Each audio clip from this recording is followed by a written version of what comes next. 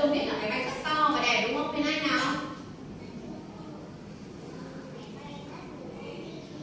Máy bay có rất nhiều câu tiếp viên rồi đúng không? Chúng mình đã đi máy bay bao giờ chưa? Bây giờ cô Trang còn có một điều rất là thú vị dành cho lớp chúng mình. Chúng mình có muốn xem điều thú vị đấy là gì không? Cô sẽ mời các con đi tham quan khu triển lãm các máy bay chở khách. Nhưng trước khi đi, cô Trang đã chuẩn bị cho chúng mình một bảng tổng hợp. Ở trên này, cô đã in các bộ phận của máy bay. Chúng mình có nhiệm vụ là sẽ tìm hiểu và quan sát xem máy bay có những bộ phận gì và số lượng của những bộ phận đó là bao nhiêu, và chúng mình sẽ vẽ chấm tròn tương ứng. Chúng mình đồng ý không? Ví dụ như ở trên này, đầu của máy bay có số lượng là 1 thì cô Trang sẽ vẽ mấy chấm tròn nhỉ? Cô Trang sẽ vẽ một chấm tròn này. Chúng mình đã biết cách chưa? Bây giờ cô mời các con cùng đi tham quan khu triển lãm nào. Chúng mình cùng lấy bảng tổng hợp nhé.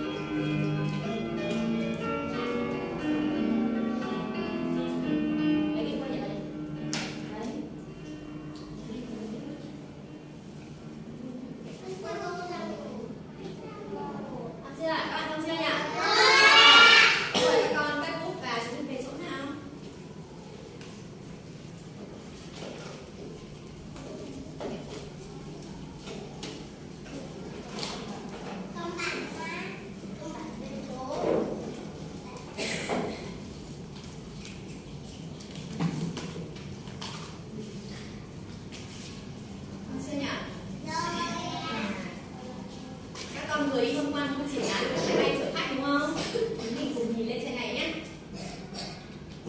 Cô có bảng bé thấy này, bé biết này và bé muốn biết này. Bây giờ các con thử trả lời cho cô nhé. Chúng mình vừa đi quan sát khu triển lãm máy bay chở khách. Các con thấy gì nào? Cô mời bạn là Ngọc Hân nào. Hân thấy gì nào? Bạn Hân thấy máy bay Việt Nam Airlines, còn ai nữa? Bạn nào thấy gì nữa nào? Cô mời bạn Nhi nào. Con thấy gì nhỉ? Bạn Nhi thấy máy bay Việt Nam Airlines. Ngoài máy bay Việt Nam Airlines ra con còn thấy gì nữa? Cô mời bạn Khả My nào. Khả My thấy máy bay Vietjet này. Còn ai thấy cái gì nữa nhỉ? Cô mời bạn Phương nào. Phương có thấy máy bay Bamboo này đúng không? Khi đi tham quan khu triển lãm thì chúng mình đã thấy máy bay Việt Nam Airlines này, máy bay Bamboo này, lại còn có cả máy bay Vietjet này đúng không? Thế các con cho cô biết nha, các loại máy bay này là phương tiện giao thông gì đấy? Đường hàng không. Rồi các đứa cho tay cho con nào. Vậy các con cho cô biết các con biết gì về máy bay? Các con biết gì? Không vừa bạn tự chi nào. Con thưa cô, máy bay, thân của máy bay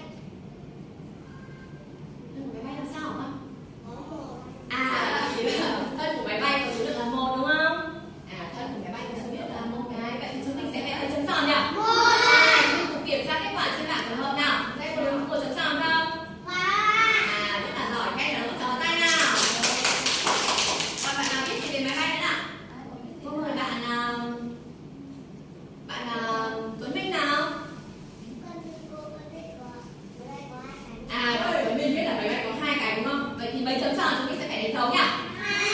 Bây giờ các con cùng kiểm tra kết quả bạn bên cạnh xem nào. Cùng kiểm tra nhé. Cánh máy bay có số lượng là 2, vậy thì chúng mình sẽ vẽ với chấm tròn. Có bạn nào vẽ sai không? Rất là giỏi đúng không? Còn bạn nào biết kiểu như nào? Cô mời bạn nào. Có Phương nào? Máy bay có một cái đầu đúng không? Đầu của máy bay có số lượng là 1 đúng chưa nhỉ? Vậy thì chúng mình sẽ vẽ với chấm tròn nào? Một chấm tròn. Vậy thì chúng mình đã vẽ một chấm tròn vào bảng của mình chưa? Chúng mình cùng rơi cho cô xem nào. Tất cả cùng rơi bảng lên nào. Cô Trung cùng kiểm tra với cô Trang nhá. Đúng không cô Trung? Các bạn ấy đã vẽ đúng hết số lượng của Rồi, cô cảm ơn cả lớp. Cả lớp rất là giỏi đúng không? Còn ai biết gì về máy bay nữa? Cùng gọi bạn Huyền Anh nào. Máy bay có một đuôi đúng không? Bây giờ chúng mình thử xem chúng mình đã ghi kết quả là 1 chấm tròn vào đây chưa nhá? Và bảng tổng hợp của chúng mình chưa nhá? Có đúng không cả lớp? Đúng. Các cả lớp một lần nữa nào. Các con đã thấy các loại máy bay này, lại còn biết được các bộ phận của máy bay rồi. Bây giờ bạn nào hãy thử cho cô đặt câu hỏi cho cô xem con muốn biết điều gì về máy bay. Con muốn biết điều gì về máy bay? Cô mời bạn nào giỏi. Cô mời Ánh Dương nào. Con muốn biết gì về máy bay?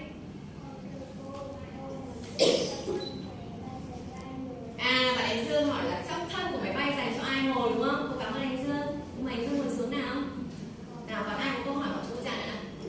Cô mời bạn Dũng Trí nào. Có thưa cô, máy bay, thân máy bay có cô nhân viên ạ.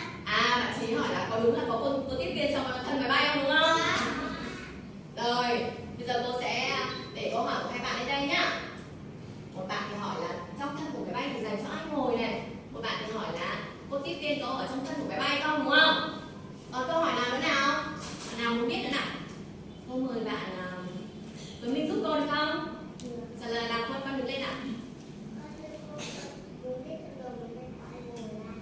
Tuấn Minh có câu hỏi là trong đầu máy bay có ai ngồi đúng không? Còn bạn Ngọc Phương có câu hỏi gì cho cô? Cái máy bay còn dùng để làm gì nữa đúng không? Rất là nhiều câu hỏi hay của các bạn đặt ra cho cô. Cô và các con sẽ cùng nhau tìm hiểu và khám phá để trả lời cho câu hỏi của các con nhé. Chúng mình có đồng ý không? Chúng mình vừa học rất là giỏi. Cô canh các bạn lớp mình nào. Và bây giờ cô Trang sẽ thưởng cho các con một trò chơi. Đó là trò chơi ghi danh đội nào nhanh. Để chơi được trò chơi này, bây giờ cô mời các con cùng tất cả tổng hợp và chúng mình đứng thành 3 đội nào.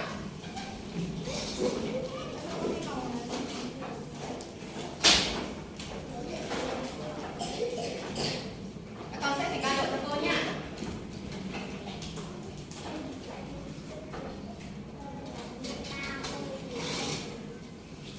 Xong chưa? Đội số 1 đâu? Đội số 1 đây, đội số 2 đâu? Đội số 3 đâu nhỉ? Đây rồi, chúng mình rất là giỏi. Để chơi được trò chơi này, các con cùng quan sát lên đây. Các con cùng quan sát và nghe thì cô sẽ giới thiệu với các con cách chơi của trò chơi. Cách chơi của trò chơi này như sau này. Ở trên này cô đã chuẩn bị cho các con những mảnh ghép của những chiếc máy bay chở khách. Nhiệm vụ của chúng mình là chúng mình sẽ chơi theo luật chơi tiếp sức. Mỗi bạn sẽ lên lấy một miếng ghép gắn lên trên bảng để tạo thành hình một chiếc máy bay hoàn chỉnh. Luật chơi là gì? Chúng mình sẽ ghép chiếc máy bay thật nhanh và chính xác ở trong một bản nhạc. Chúng mình có đồng ý không? Chúng mình đã sẵn sàng chơi chưa? Nha. Sẵn sàng chưa? Rồi, chung cho nhạc nào. 3, 2, 1. Bắt đầu.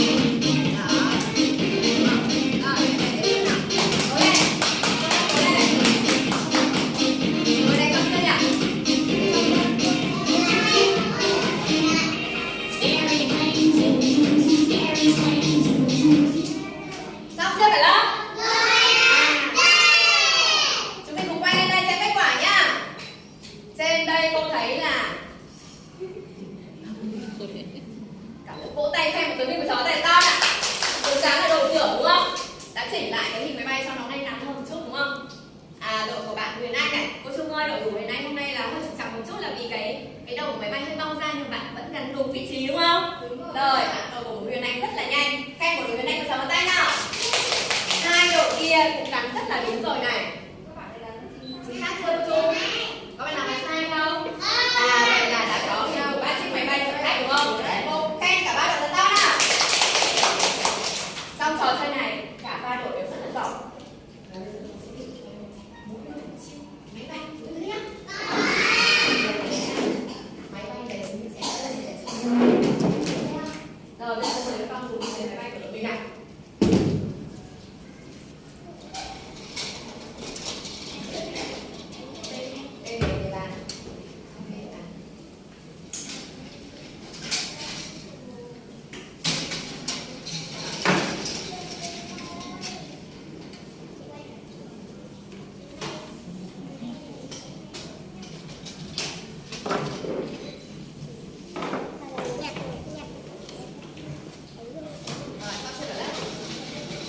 Rồi bây giờ các con hãy xem nhé. Các con hãy giải những cái hình ảnh ở trong khay ra. Chúng mình cùng giải những cái hình ảnh xem. Xong chưa nhỉ? Rồi. Cánh tay nào.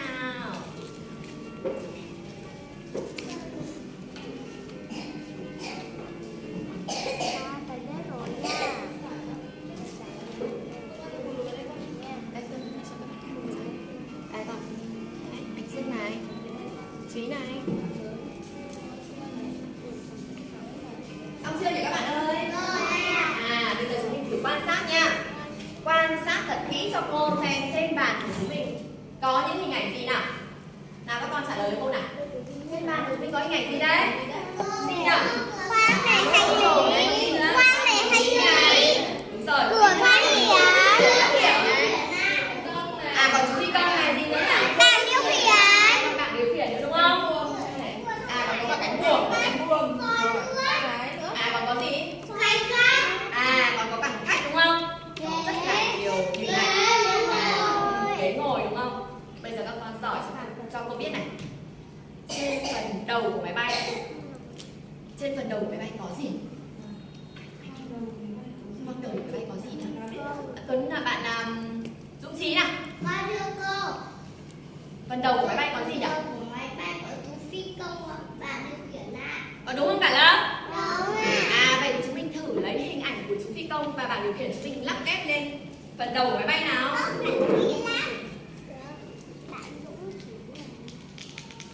Trên đầu của máy bay thì có chú phi công này, chú phi bảng điều khiển này. Chúng mình đã ghép đúng chưa? Đội số 2. Đội số 2 con ghép đi cho cô xem nào. Số 2 hoàn thiện. Số 2 hoàn thiện các theo hình ghép của con mình nào? đi nào. Theo các con thì khoang đầu là sẽ dành cho ai nhỉ? chú phi công. Rồi. Không và gì nữa. Đó là điều khiển. Rất giỏi. Ok, rất giỏi. Rồi, chúng mình nhìn đang trên TV của cô này. Xem một đúng chúng mình đã đúng chưa? Rồi. Bây giờ câu hỏi khó hơn nha. Phần thân của máy bay. Phần thân của máy bay có gì?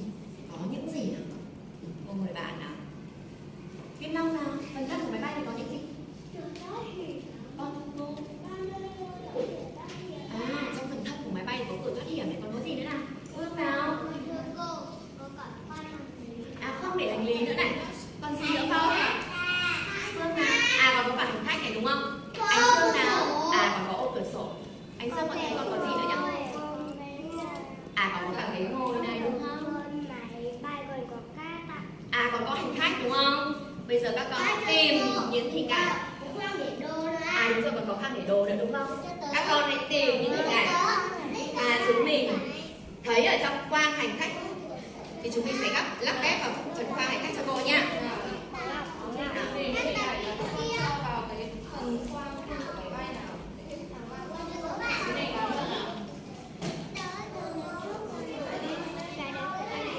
Rồi các bạn lắp ghép vào nào. Con đứng lên. Chạy vòng lên.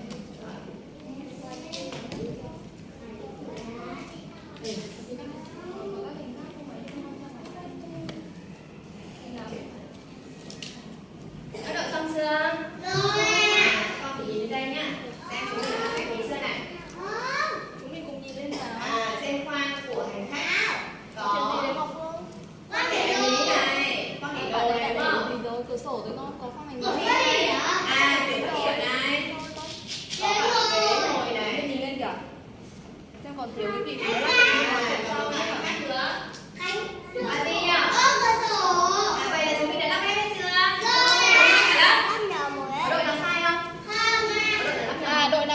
thiện, các con sẽ hoàn thiện tiếp nào. Xong chưa cả lớp? Xong chưa rồi. Cô Trang ơi, hôm nay cô Trung thấy các bạn đấy đã hoàn thiện các hình ảnh ở trong khoang của máy bay rất là giỏi rồi, nên cô Trung sẽ có một điều thật thú vị dành cho các bạn. Chúng mình có muốn biết không? Cô Trung mời cô Trang và các con cùng lên màn hình Nào, nào. chúng mình cùng lên đây với cô nào. Để xem điều thú vị của cô Trung này cho chúng mình là gì nhá. Các con ngồi ở vị trí nào. Các con theo xem quy trình làm phép chiếc máy bay từ các bộ phận tách rời như đầu, cánh, thân, đuôi. Các nhà sản xuất đã ghép chúng lại với nhau. Cánh máy bay được ghép vào thân của máy bay, rồi đến đuôi của máy bay và đầu của máy bay nữa này.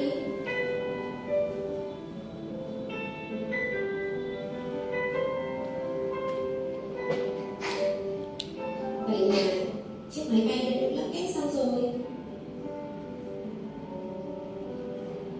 Đây là hình ảnh của chiếc máy bay Vietnam Airlines đấy. Phía bên trong, ở khoang đầu máy bay có hệ thống bảng điều khiển và để chủ phi công ngồi lái máy bay.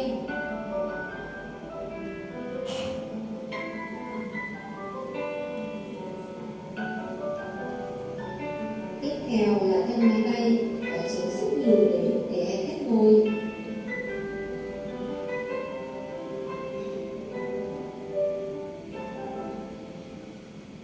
Còn có khoang để hành lý ở phía trên và phía dưới nữa này.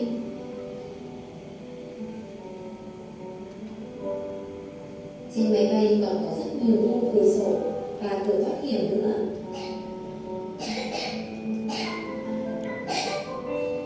Nhờ có máy bay chở khách đã giúp mọi người di chuyển từ nơi này đến nơi khác một cách dễ dàng và nhanh chóng đấy. Vậy là chúng mình vừa xem đoạn video nói về quy trình lắp ráp của chiếc máy bay đúng không? Bây giờ cô còn có một điều thú vị hơn dành cho chúng mình. Biết tiếp không? Điều đó là gì không? Lại đây. Bây giờ cô cháu mình sẽ cùng cho bạn Lego đi du lịch bằng máy bay. Chúng mình có đồng ý không? Hôm trước cô cháu mình đã cùng nhau làm những chiếc hộp có nắp màu xanh này, những chiếc hộp có nắp màu đỏ này. Bây giờ các bạn sẽ lấy cho cô những chiếc hộp có nắp màu xanh. Ở đây nhá. Rồi.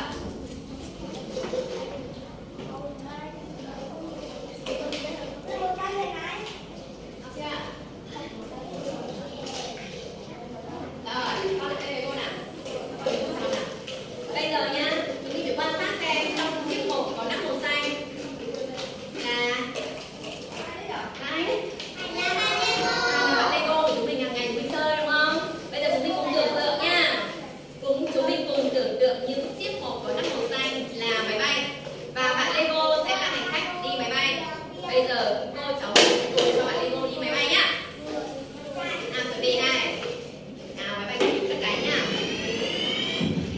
Máy bay cất cánh nào. Bay nào. Bay nhanh nào. Cùng quan sát bạn Lego trong quá trình bạn Lego bay nhá. Máy bay bay chậm nào.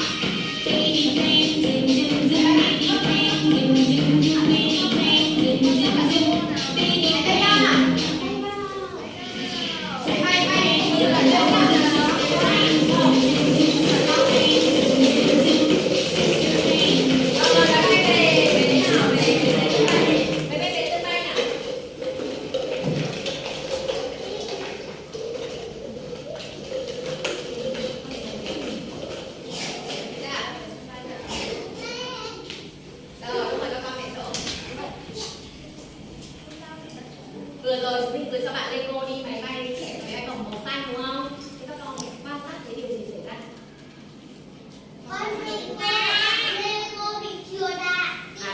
Bạn Chí bảo bạn Lego bị trượt. Ai còn bị ngã? Ai còn ngửa, cũng nghiêng ngả đúng không? Thế đi máy bay có nguy hiểm không? Máy bay nguy hiểm quá, không nguy hiểm đúng không? Bây giờ cô cháu mình sẽ cho bạn Lego đi một chuyến máy bay khác nhé. Cô mời các con lấy hộp màu đỏ nào.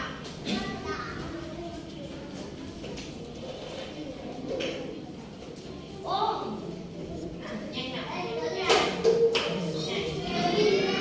Trong quá trình bạn Lego bay thì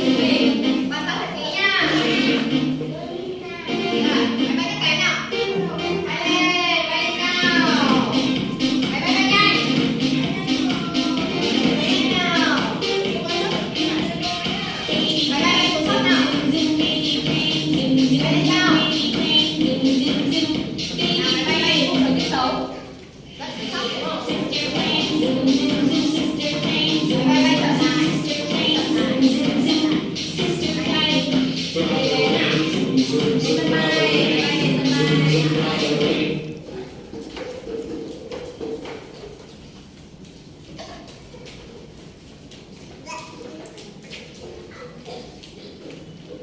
Lần này chúng mình thấy bạn Lego như thế nào? Không bị trượt à? Lần này bạn không bị trượt, không bị ngã đúng không? Không bị trượt. Bạn này bị chặt Vì vào. sao? Vì bạn đã chạm vào rồi đúng không? Vậy khi đi máy bay để đảm bảo an toàn thì chúng mình lúc mà máy bay cất cánh và hạ cánh chúng mình phải làm gì nhỉ? Thắt dây an toàn để chúng mình an toàn trên máy bay đúng không? Vâng ạ. Vậy chúng mình có muốn làm những hành khách đi máy bay không? Bây giờ cô sẽ mời các con hãy lấy ghế xếp vào vị trí để nằm trong máy bay để chúng mình cùng trải nghiệm đi máy bay nhá. Xếp ghế xong các con sẽ lấy vé và xếp hàng để chuẩn bị lên máy bay nhá. Chị ra đây con. Đây. Mỗi bạn đây. Hàng không Vietjet xin thông báo chuyến bay Hà Nội thành phố Hồ Chí Minh mang số hiệu B42023 khởi hành lúc 9 giờ ngày 31 tháng 3 sắp đến giờ cất cánh. Kính mời quý khách xếp hàng trước cửa an ninh để làm thủ tục lên máy bay. Xin trân trọng cảm ơn.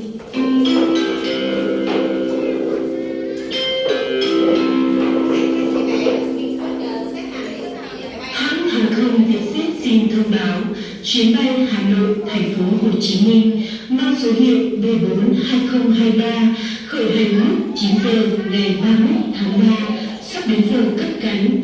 Kính mời quý khách xếp hàng trước cửa an ninh để làm thủ tục lên máy bay. Xin trân trọng cảm ơn.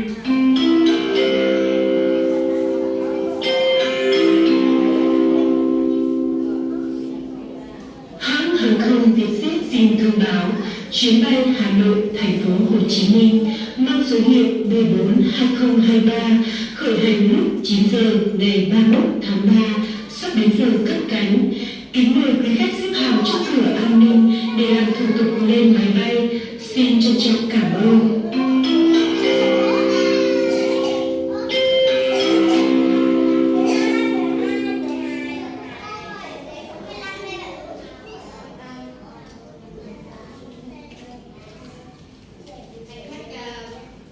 Khách này đã tìm được vé chưa? Đã tìm được vé chưa? Đây, mời đây là số 14 không?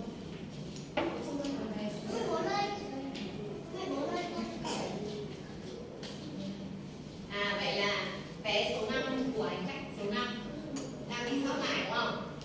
Đây, xin mời hành khách mang vé số 5 về vị trí của mình ạ.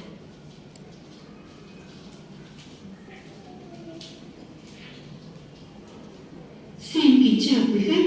Chào mừng quý khách đến với hãng hàng không Vietjet trên chuyến bay mang số hiệu B42023 khởi hành từ Hà Nội đến thành phố Hồ Chí Minh. Thưa quý khách, vì sự an toàn, sau đây tiếp viên chúng tôi xin hướng dẫn quý khách sử dụng các thiết bị an toàn trên máy bay. Trước khi máy bay cất và hạ cánh, quý khách cần dựng thẳng ghế, thắt dây an toàn, mở tấm che cửa sổ, cất bàn ăn, gác chân, đóng cất màn hình. Vì sự an toàn của chính mình, đề nghị quý khách cài dây an toàn trong suốt chuyến bay. Dây an toàn của quý khách được sử dụng như sau: đóng nút hai đầu khóa, thắt chặt bằng cách kéo một đầu dây và mở bằng cách ấn đầu khóa. Xin chân thành cảm ơn sự chú ý. Thật chúc quý khách có một chuyến bay tốt đẹp. Xin mời các quý khách hãy thắt chặt dây an toàn và chúng ta chuẩn bị chuyến bay.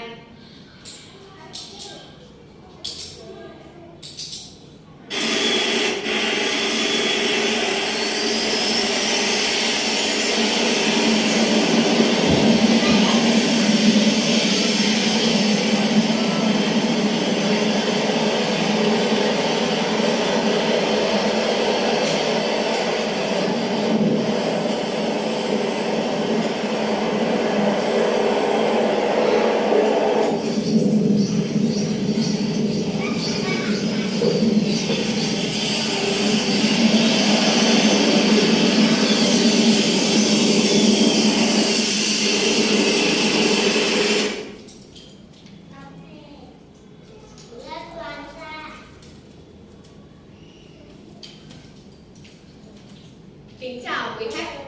Chào mừng quý khách đến với thành phố Hồ Chí Minh. Nhiệt độ ngoài trời đang là 27 độ.